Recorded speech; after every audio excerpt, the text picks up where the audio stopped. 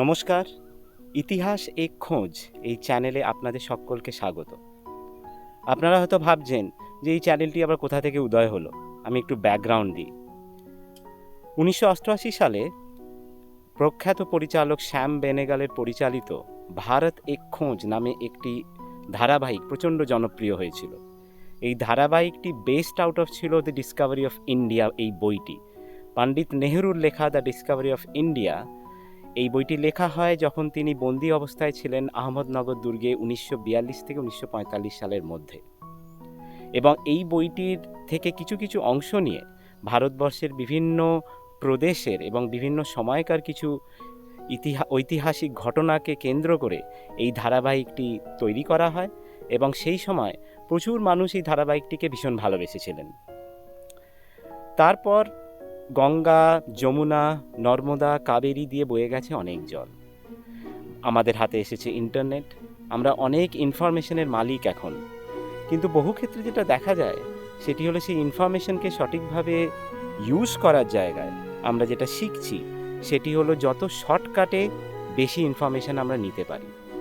এবং এই যে পরিশ্রমের একটা ঘাটতি থেকে যাচ্ছে, তাতে যেটা হচ্ছে সেটা হচ্ছে যে ইনফরমেশনগুলো অনেকাংশে, আমি সব ক্ষেত্রে নয়, অনেকাংশেই দেখা যায় যে সেই ইনফরমেশনগুলো কিন্তু পরিপূর্ণ ইনফরমেশন নয় বা সঠিক ইনফরমেশন নয়।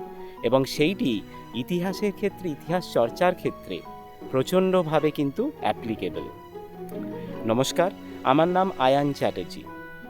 আমি একজন পেশাগতভাবে হিউম্যান রিসোর্স ম্যানেজমেন্ট প্রফেশনাল। কিন্তু নেশা বলতে গেলে কিন্তু আমার দুটি। একদিকে যেমন আমার নেশা হচ্ছে আমার ম্যানেজমেন্ট স্টাডিজ, অন্যদিকে কিন্তু আমার দ্বিতীয় যে নেশাটি সেটি হলো ইতিহাস চর্চা। বিগত 15 থেকে 20 বছর আমি এই ইতিহাস চর্চায় নিজেকে প্রচণ্ডভাবে ইনভলভড রেখেছি। এবং যখন বলছি ইনভলভড, তখন কিন্তু শুধুমাত্র কিছু ঔপন্যাসিক আর কি বলা ওটা, ঐতিহাসিক উপন্যাস বা ওই ধরনের বই পড়ে, বা ধরুন কিছু ওয়েব সিরিজ দেখে, কিছু সিনেমা দেখে নিজেকে অনুপ্রাণিত করা, না, তা নয়। ইতিহাস চর্চা করতে গেলে কিন্তু অনেক পরিশ্রম করতে হয়। এবং কি করতে হয়? অনেক রকমের বই পড়তে হয়। তার মধ্যে অনেক বই এখন আর পাবলিশডই হয় না, সেগুলো আপনাকে ন্যাশনাল আর্কাইভস থেকে ডিজিটাইজ ভার্সন নিতে হয়, নিয়ে পড়তে হয়। সেই সব করতে গেলে বেশ কিছু খরচ হয়। এবং এছাড়াও ধরুন সেই তৎকালীন ভারতবর্ষের বিভিন্ন চিঠিপত্র ঘাঁটতে হয়, সেইগুলোর অনেক কিছুই এখন ডিজিটাল হয়ে গেছে, ডিজিটাইজ মাধ্যমে অ্যাভেলেবেল। কিন্তু সেইগুলো পাওয়ার জন্য আপনাকে অনেক একটু আধটু খরচা করতে হয়। এবং এই খরচাগুলো করার পর আপনাকে যেটা করতে হবে সেটা হচ্ছে অনেক গুণীজন, অনেক প্রখ্যাত ঐতিহাসিকদের সাথে যোগাযোগ রেখে তাদের সাথে আলোচনা, তাদের বিভিন্ন ইন্টারভিউ শোনা, তাদের পডকাস্ট শোনা, সেই সব শুনে জানতে হবে যে অ্যাকচুয়াল ভারতবর্ষের ইতিহাস কীরকম। এবং এই সব করতে গেলে কিন্তু বেশ কিছু সময় যায়, এবং এইসব করতে গেলে বেশ কিছু পয়সা খরচও হয়। বিগত 15 থেকে 20 বছর এই জিনিসটি আমাকে প্রচণ্ড ইন্টারেস্ট করে এবং আমি তাই করি। এখনও আমি নিজেকে ইতিহাসের স্টুডেন্ট হিসাবেই মানি। যখনই আমাকে কেউ জিজ্ঞেস করেন যে তুমি কিসের স্টুডেন্ট, কী নিয়ে পড়াশোনা করেছো, আমি সবসময় বলি আমি একাধারে ম্যানেজমেন্ট স্টাডিজের স্টুডেন্ট, প্লাস আমি কিন্তু ইতিহাসের স্টুডেন্টও বটে। এই ইতিহাস চর্চা করতে গিয়ে এটা আমার এত বড় একটা প্যাশন, প্রচণ্ড একটা বড় প্যাশন। এবং এটা পড়াশোনা করতে গিয়ে আমার যেটা মনে হয়েছে সেটা হলো ইতিহাস কিন্তু শুধুমাত্র একটি দিক, অর রাদার আমি যদি বলি আইদার ডান অর বাম, কোনো একটা দিক নিয়ে কখনো ইতিহাস পড়া হয় না। আপনি যদি আগের থেকে নিজেকে ঠিক করে নেন যে আমি এরকমভাবে ভেবে ইতিহাসটা পড়বো বা এরকমভাবে ভেবে ইতিহাসটা পড়বো, তাহলে কিন্তু ইতিহাস পড়তে গিয়ে আপনি সেই মজাটা পাবেন না বা সঠিক ইনফরমেশনটা আপনি ঠিকঠাক ইন্টারপ্রিট করতে পারবেন না। ইতিহাস চর্চার মেজর যে সবচেয়ে বড় জিনিস হলো সেটি হলো নিউট্রালিটি। আপনাকে সবসময় মাঝখানে নিজেকে রেখে আপনাকে পড়তে হবে। তারপরে আপনি বিচার করুন আপনি কোন দিকে যাবেন, কোন দিকে যাবেন না।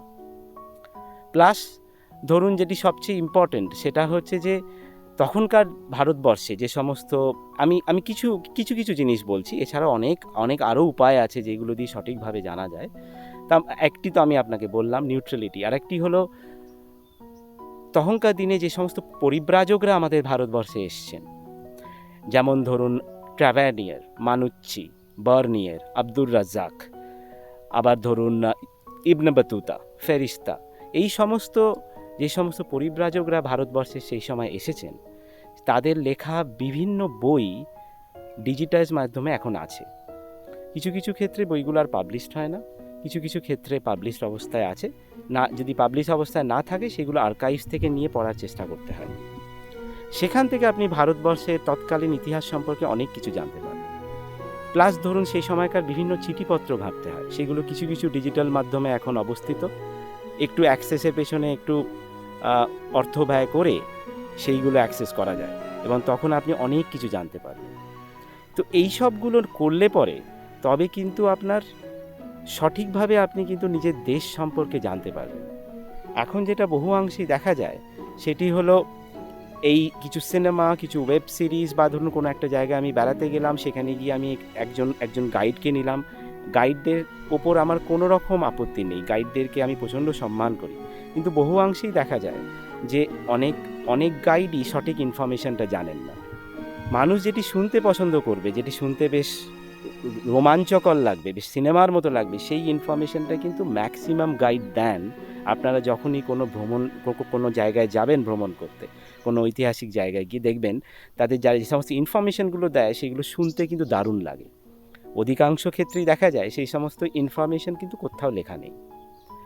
এইভাবে যদি আমরা ইতিহাস জানি তাহলে প্রথমত নিজেরা ভারতবর্ষ সম্পর্কে ভালোভাবে জানছি না, এবং আমাদের ভবিষ্যৎ প্রজন্মকে আমরা কি জানিয়ে যাচ্ছি, এটি কিন্তু আমাদের সবচেয়ে বড় রেসপন্সিবিলিটি, যে আমরা সঠিক ইনফরমেশন সঠিক দিকে আমাদের ভবিষ্যৎ প্রজন্মকে আগিয়ে নিয়ে যেতে পারি। নিজের দেশ সম্পর্কে জানা প্রচণ্ড জরুরি।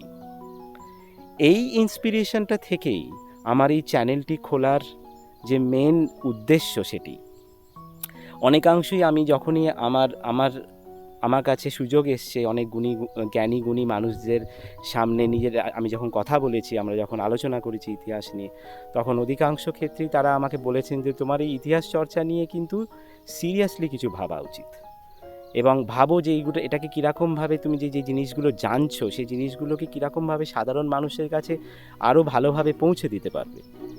তো আমি বেশ কিছু লেখাজোখা করেছি, আমার একটি ব্লগ আছে যেখানে আমি কিছু আমার কিছু লেখা আছে।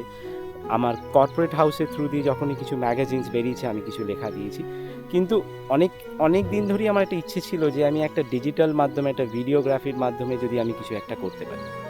তো একটা অনেক বড় একটা প্ল্যান আছে, সেই প্ল্যানটার একটা ছোট্ট বিগিনিং হচ্ছে এই চ্যানেল ইতিহাস এক খোঁজ, ইতিহাসকে খোঁজা।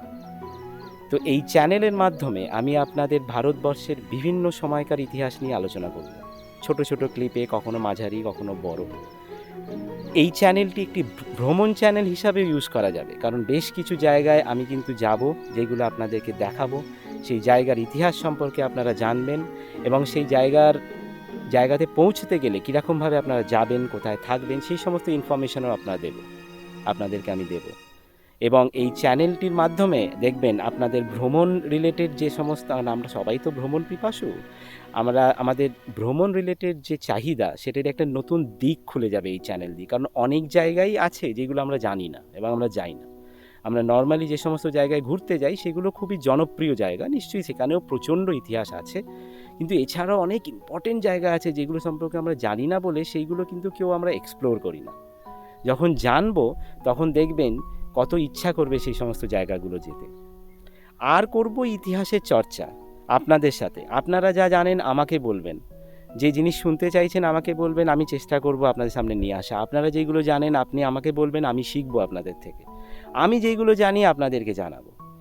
এরই মাধ্যমে একটা give and take policy kind of things হবে, এবং আমি গ্যারেন্টি দিয়ে বলতে পারি আমি যা ইনফরমেশন এই চ্যানেলে দেব ইতিহাস কেন্দ্রিক, খাঁটি সোনা, হলমার্কযুক্ত, এতটুকু খাদ আপনি পাবেন না। এবং যেখানে আমি জানবো না ইতিহাস, যেখানে কোথাও কিছু লেখা নেই যে জিনিস সম্পর্কে, কিন্তু মানুষের মুখে মুখে প্রচলিত ইনফরমেশন, কিন্তু কোথাও সেরকম কিছু লেখা নেই, সেই জিনিস যখন দেখব আপনাদেরকে আইডেন্টিফাই করে দেবো যে দেখুন এই যে ইনফরমেশনটা আছে, এই ইনফরমেশনটা কিন্তু অ্যাকচুয়ালি কোথাও লেখা নেই, ফলে এটাকে কীরকমভাবে নেবেন সেটা কিন্তু আমাদেরই ঠিক করতে হবে। এই চ্যানেলের থ্রু দিয়ে আপনারা ফ্যাক্ট আর ফিকশনকে আলাদা করতে পারেন, কারণ কল্পনাকে যদি আলাদা না করা যায় তাহলে কিন্তু ফ্যাক্টটাকে আপনি বুঝতে পারবেন না।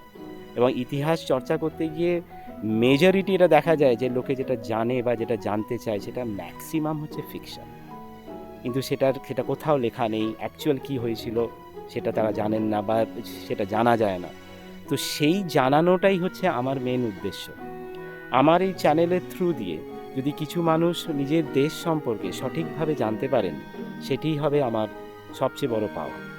এবং আমাদের ভবিষ্যৎ প্রজন্ম যদি সেই সমস্ত ইনফরমেশান দেখে নিজেদের দেশ সম্পর্কে প্রচণ্ডভাবে আগ্রহী হয়ে ওঠে, নিজের দেশের ইতিহাস সম্পর্কে জানতে যদি প্রচণ্ড আগ্রহী হয়ে ওঠে, তাহলে সেটাই হবে আমার এই চ্যানেলের সফলতা। এটিই উদ্দেশ্য। এটি যা বললাম, এটি একটি ছোট্ট বিগিনিং।